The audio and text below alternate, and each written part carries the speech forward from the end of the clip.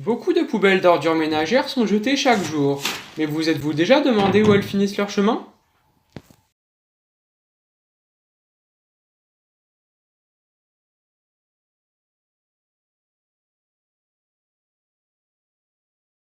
Hey, salut à toutes et à tous, c'est les écolos. On se retrouve aujourd'hui pour une nouvelle vidéo. Nous avons visité l'incinérateur de notre ville l'année dernière et nous avons décidé de vous présenter son fonctionnement. Tous les chiffres que nous allons vous donner dans cette vidéo sont donc de l'année 2019. Tout d'abord, actuellement, en France, le recyclage et le compostage représentent 37% des déchets générés, l'incinération 33% et l'enfouissement 30%.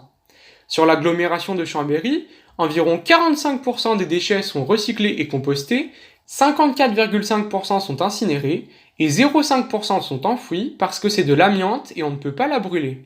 C'est la communauté d'agglomération Grand Chambéry qui s'occupe du ramassage des déchets, des déchetteries et des plateformes de compostage. Savoie Déchets gère le centre de tri des déchets recyclables et l'incinérateur qui sont des établissements publics. L'incinérateur de Chambéry est le seul en Savoie.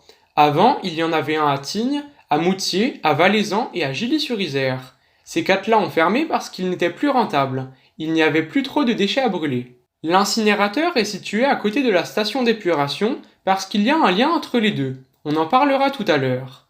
Après avoir collecté les ordures ménagères, les camions de Grand Chambéry rentrent et s'arrêtent sur le pont bascule. Ils sont pesés pleins à l'entrée, vides à la sortie, et en faisant une soustraction, on obtient le nombre de tonnes déposées à l'incinérateur et on pourra déterminer le prix à payer. Le fonctionnement, le ramassage, l'achat et la réparation des camions, le carburant et le personnel sont payés grâce à une partie de la taxe foncière qui est la taxe d'ordures ménagères que payent tous les habitants de l'agglomération.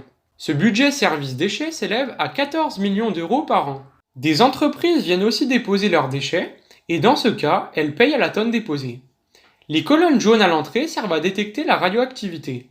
Elles émettent une sonnerie en cas de détection. Là, nous sommes dans la salle des commandes, on a toute la surveillance vidéo informatique, mais aussi derrière la vitre, la fosse à déchets et le grappin.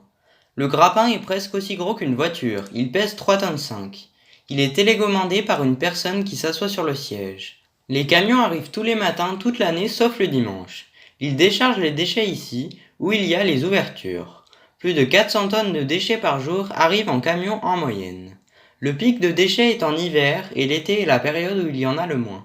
L'arrivage du jour est stocké d'un côté pour qu'il sèche.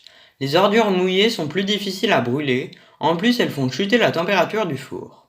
Le grappin charge donc les ordures sèches dans les trémies des 3 fours de l'incinérateur. En moyenne, il charge 5 tonnes par heure et par four. Un écran indique la température en différents points dans la fosse pour prévenir des incendies. Ici, le point le plus chaud est à 29,1 degrés, ce qui correspond à une température normale. Il faut faire attention avec la méthanisation, surtout en hiver, parce que ça peut monter très vite. On s'inquiète à partir de 80 degrés. Il y a 2 canons à eau au cas où. Les containers jaunes contiennent des déchets de soins, principalement du plastique qui arrive des hôpitaux, des cabinets médicaux et d'infirmiers. Ils ne vont pas dans la fosse. Un système d'ascenseur à bac permet de monter les déchets de soins et de les dispatcher dans les 3 fours afin de limiter les émissions d'oxyde d'azote causées par le plastique. On aperçoit les deux premiers fours en orange sur plusieurs étages du haut. Le troisième, plus récent, en gris, est moins visible. Il est tout au fond. On peut voir ce qu'il se passe dans les fours grâce à ce schéma. Au début, un four c'est vide. Des brûleurs envoient donc des flammes pour le préchauffer. Il faut que ce soit très chaud dedans pour que les déchets brûlent bien, entre 1000 degrés et 850 degrés minimum. Le fait d'alimenter en déchets continue d'entretenir les flammes, donc après, les brûleurs s'arrêtent. Voici l'intérieur de 2 fours, vus avec les caméras de la salle des commandes. On aperçoit les déchets qui brûlent à l'intérieur. Lorsque le grappin charge les déchets dans la trémie, ils descendent petit à petit pendant 1 heure à l'intérieur du four qui est en marche d'escalier. Comme ce n'est pas pentu, les marches d'escalier se déplacent et poussent les déchets. Les petits morceaux commencent à tomber ici, car les marches d'escalier sont pleines de trous. Les gros morceaux tombent à la fin, le temps de parcourir le four. Ils tombent dans l'eau pour être refroidis et pour ne pas brûler le tapis roulant qui les amène à l'extérieur de l'incinérateur. Les marches d'escalier sont constituées de ferraille avec des briques réfractaires à l'intérieur qui gardent la chaleur pour économiser l'énergie le plus possible. Les fours marchent 24 heures sur 24 parce qu'il faut plusieurs jours pour arrêter un four et le redémarrer. Il y a 2 arrêts techniques par an, mais les fours ne sont pas tous arrêtés en même temps. 110 000 tonnes d'ordures ménagères et aussi 5 000 tonnes de déchets de soins sont brûlés par an. Donc 115 000, mais on rajoute aussi les boues de la station d'épuration. Comme on l'a dit précédemment, la station d'épuration est située juste à côté, parce que les boues, c'est-à-dire les saletés qui ont été enlevées des eaux usées des égouts, sont incinérées ici. Donc les flammes et la fumée qui sont à 1000 degrés montent par ici et sur le côté, un gros tuyau amène les boues de la station d'épuration. Les boues sont envoyées sous forme de gouttelettes. C'est tellement chaud qu'elles n'ont même pas le temps de descendre dans le four. 40 000 tonnes de boues sont incinérées, en plus des 115 000 tonnes totales de déchets. En plus, ce processus est intéressant car les boues contiennent des sels et de l'urine. Dans l'urine, il y a un élément chimique qui s'appelle l'urée et cet élément capte l'oxyde d'azote qui est toxique pour l'être humain. Donc plutôt que d'acheter de l'urée spécifiquement fabriquée, comme il est déjà dans la boue, il sert pour filtrer un premier polluant. Ensuite, les fumées très chaudes vont continuer leur chemin, donc on va aller voir ce qu'il se passe vers la chaudière. La chaudière étant bleue, elle fait plusieurs étages de haut, elle est remplie de tuyaux pleins d'eau. C'est avec ça qu'on fabrique l'électricité et l'eau chaude pour le chauffage urbain. Quand la fumée rentre, elle est encore à 950 degrés et comme elle est en contact avec les tuyaux, elle les chauffe de l'extérieur. L'eau à l'intérieur des tuyaux se transforme donc en vapeur et elle est injectée dans une turbine.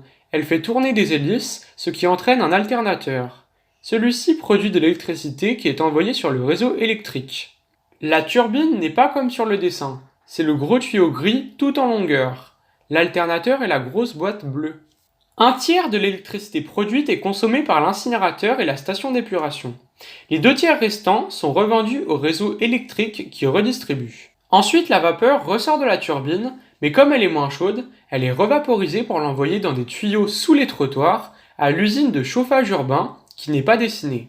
L'usine va redistribuer dans les radiateurs des entreprises et des habitants. L'usine d'incinération produit l'équivalent de la consommation annuelle en électricité de 7000 foyers et en chauffage de 9000 foyers. Après, la fumée qui est moins chaude sort de la chaudière. Elle rentre ici et subit une première filtration chimique. Les polluants qui sont dans les fumées sont mis en contact avec du charbon actif et du bicarbonate de sodium. Le charbon actif attrape 2 polluants cancérigènes qui sont la dioxine et le furane. Le bicarbonate de sodium, lui, fixe les acides dangereux et les métaux lourds, comme le plomb. Bien sûr, tout n'est pas absorbé, il y a des poussières toxiques qui sortent des cheminées d'incinérateurs. Et il y a aussi une filtration physique avec un filtre à manche. C'est du tissu tissé très serré qui empêche les particules polluantes de passer. La fumée arrive de l'extérieur de la manche, les polluants vont rester collés dessus et le reste va passer à travers. Une vibration électrique décolmate les polluants de la manche, ceux-ci tombent dans un entonnoir puis dans un grand sac blanc comme celui-ci. Ces polluants appelés réfium, résidus d'épuration des fumées d'incinération des ordures ménagères, sont ultra toxiques. Ils sont envoyés en décharge de classe 1, c'est-à-dire pour les déchets les plus dangereux. Les réfiums vont en Allemagne pour combler d'anciennes mines de sel qui commencent à s'effondrer. Le problème, bien que des précautions soient prises, est que ces mines peuvent être inondées. Ça représente un danger pour les nappes phréatiques. Normalement, c'est hermétique.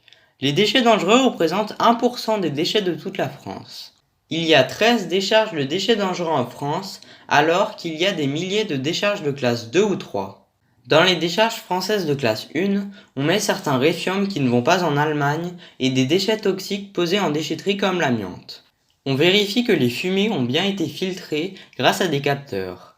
Les résultats d'analyse sont contrôlés régulièrement par la DREAL, un service de l'État. Une norme de température impose de ne pas dépasser les 200 degrés à la sortie des cheminées pour éviter de faire des oiseaux rôtis. Autour de l'incinérateur, par le passé, il y avait des oiseaux morts. Les cendres, appelées mâchefers, ressortent par ce tapis roulant. On voit bien les erreurs de tri. On ne devrait pas voir de gros morceaux, tels que de la ferraille ou des cailloux, il ne devrait y avoir que des bouses. Derrière le mur, il y a un aimant géant au-dessus du tapis roulant qui tourne et qui aimante tous les métaux ferreux. Il y a aussi une machine à courant de Foucault, qui est l'inverse de l'aimant, qui isole tous les métaux non ferreux comme le cuivre et l'aluminium en les éjectant. La ferraille et l'aluminium sont recyclables, ils auraient dû aller dans la poubelle jaune ou à la déchetterie. Il y a aussi des déchets liquides qui sont produits. Quand les mâchefers passent dans l'eau pour être refroidis, l'eau est sale. Une station d'épuration interne fait un premier nettoyage et ensuite tout est envoyé à la grande station d'épuration d'à côté. Le tapis roulant amène les mâchefers ici, à l'extérieur de l'usine. À chaque fin de journée, ce gros bulldozer déplace le tas de mâchefers dans une alvéole. Chaque alvéole représente un jour. On peut voir les lettres correspondantes. Il y a des normes à respecter sur le taux de polluants dans les mâchefers. Pour chaque jour, une analyse est faite en interne et un laboratoire indépendant en fait une autre pour voir s'il y a une différence. Si c'est en dessous des normes, les mâchefers sont utilisés dans les travaux publics pour les sous-couches de route, les remblais ou la fabrication du ciment. Si c'est en dessus des normes, on ne peut pas s'en servir. Ils sont stockés dans des décharges de classe 2. Sur une année, 90% des mâchefers vont en travaux publics. En moyenne, quand 100 kg de déchets rentrent dans l'incinérateur, 75% des déchets partent en fumée et il ne reste plus que 25% de mâchefers. On retrouve ici toute la ferraille captée par l'aimant. Elle va être revendue aux recycleurs, moins cher que si elle serait passée directement par la déchetterie ou par la poubelle jaune, car elle est de moins bonne qualité, il y a plein de mâchefers collés dessus. Comme vous l'avez vu, bien qu'il y ait beaucoup de normes européennes à respecter, un incinérateur pollue beaucoup. Donc l'idée c'est d'agir à la source en diminuant le volume de déchets, même dans la poubelle jaune, car le recyclage nécessite quand même de l'énergie et la collecte par camion est polluante. Le mieux est de composter les déchets organiques, de privilégier les emballages recyclables ou même d'acheter un vrac. Si vous avez des questions, n'hésitez pas à nous les poser en commentaire. Pensez à liker la vidéo, abonnez-vous et suivez-nous sur Twitter. A plus!